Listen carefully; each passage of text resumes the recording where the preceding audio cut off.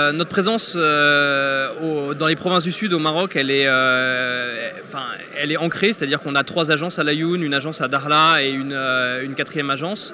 On regarde là, à l'occasion de ce forum, les potentialités de développement d'une agence plus spécialisée pour les entreprises et les industriels. On voit qu'il y a une nouvelle zone qui va se développer plus au nord de Dakhla et qu'on ne pourra pas forcément servir du centre-ville où nous sommes situés aujourd'hui.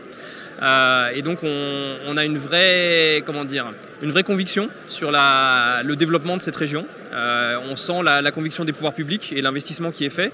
Et l'accompagnement, on va dire, le secteur privé joue le jeu, voit les opportunités. Et pour nous, en tant que banque présente au Maroc, mais aussi présente dans l'ensemble de l'Afrique, c'est aussi un corridor qui nous semble très pertinent de développer d'un point de vue logistique, d'un point de vue distribution. Et donc on souhaite accompagner nos clients là-dedans. On a beaucoup d'accompagnement de nos clients marocains, notamment de la région d'Agadir, qui dans des activités de pêche ou d'agriculture investissent aussi à Dakhla. On accompagne aussi des clients français qui voient le potentiel d'investissement dans des secteurs on va dire où il y a des vraies expertises du côté français et qui voient toute la partie notamment liée à l'écologie, au développement écologique, aux écologes, à l'éco-hôtellerie et on est vraiment là aussi pour les accompagner. Il y en a beaucoup qui sont présents à ce forum et donc on a vraiment cette ambition d'être présent, d'accompagner le développement et on pense que c'est une des régions où il va se passer beaucoup de choses. Le rôle il est important, la France est un acteur historique et notamment Société Générale est un acteur historique en Afrique. On est en fait l'une des premières banques du continent et le Maroc s'est développé très rapidement. On les a vus d'abord venir comme concurrents, il y a eu une concurrence entre la France et le Maroc et je pense qu'aujourd'hui les deux pays se rendent compte qu'on a des forces mutuelles et qu'on peut probablement coopérer.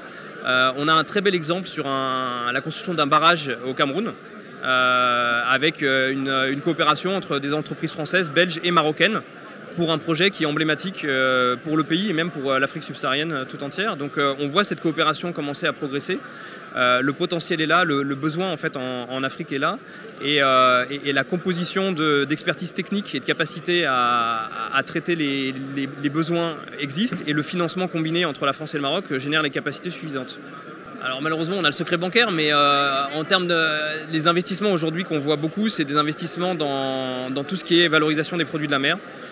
Donc on a beaucoup d'usines, des conserveries, de la surgélation et on voit nos clients vouloir vraiment traiter l'ensemble des produits possibles et avec la logique de créer leur propre marque de distribution derrière pour être fort sur les marchés.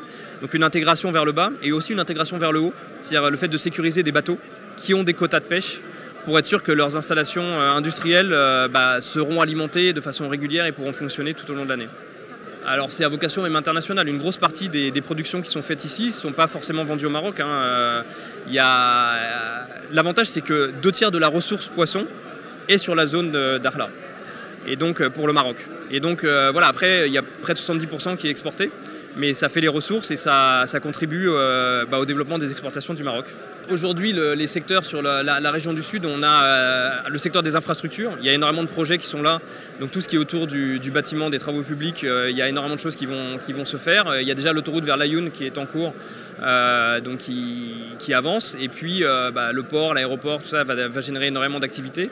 Après, les socles d'activités, ça va être la pêche et tout ce qui est autour de la valorisation des produits de la mer. Donc beaucoup d'industries liées à ça.